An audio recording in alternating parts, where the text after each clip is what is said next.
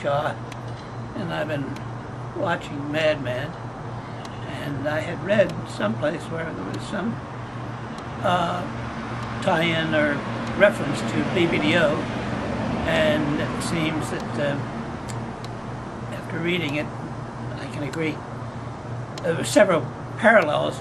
Number one, in 1960, when I joined BBDO, they were working on the Nixon campaign. They also had the United States Steel account, and there were references to a steel company in the first or maybe the second episode. And there were a lot of parallels to things that I saw at BBDO. In the television series Mad Men, every place you went they'd bring out the bottle in all the offices. I never saw that.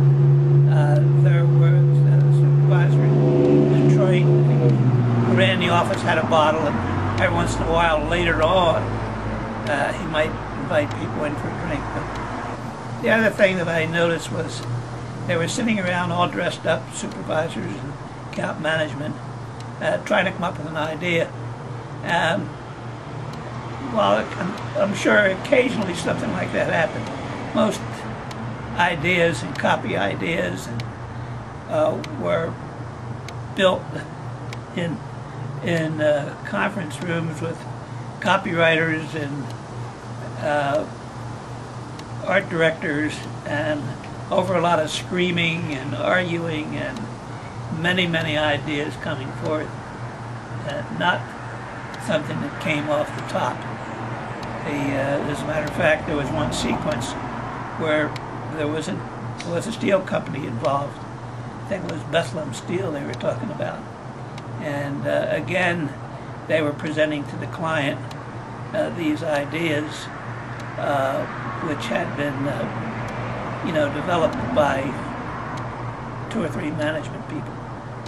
In Mad Men, you did see what is very big in the agency business, and that's catering to clients, to their needs and to their,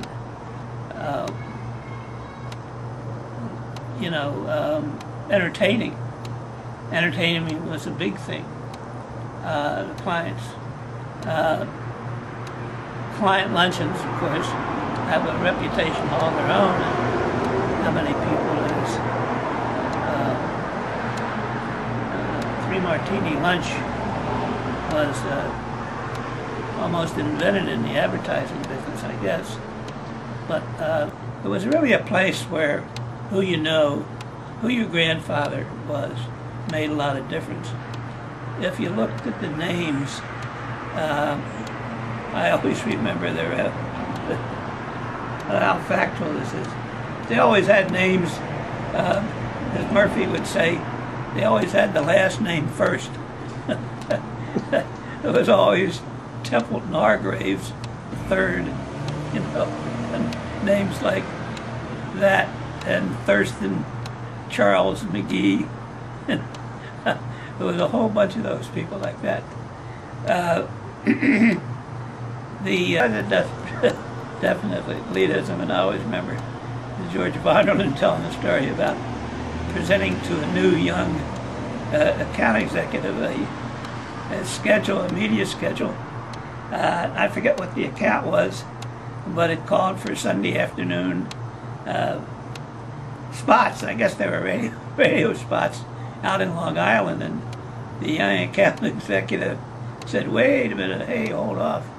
And nobody will be listening." He said, "Everybody will be at the polo matches, And George, like, this guy must be kidding.